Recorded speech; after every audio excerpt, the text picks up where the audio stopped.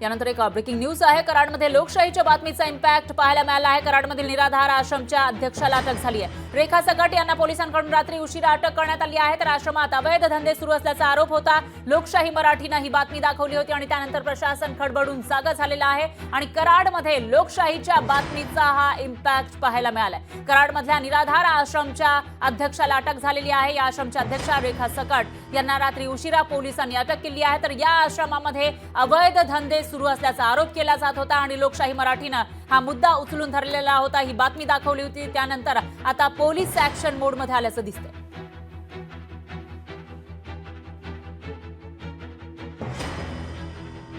लोकशाही मराठी जे लोकांविषयीच्या बातम्या दाखवत असतं आणि तशाच पद्धतीची या ठिकाणी एक अवैध धंदे सुरू असल्याची बातमी समोर आली होती। लोकशाही मराठीने लगेचच हा मुद्दा उचलून धरलेला होता। कराडमध्ये असलेल्या निराधार आश्रममध्ये अवैध धंदे सुरू आहेत असा आरोप वारंवार केला जात होता। मात्र पोलिसांकडून दखल घेतली जात नव्हती, पण लोकशाही मराठीने ही बातमी दाखवली आणि त्यानंतर आता पोलीस ऍक्शन मोडमध्ये आलेले आहेत। कराडमधील त्या निराधार आश्रमच्या अध्यक्षाला रात्री उशिरा पोलिसांनी अटक केली आहे। त्यामुळे या प्रकरणामध्ये आता पुढे नेमकं काय काय समोर येतं ते बघावं लागेल।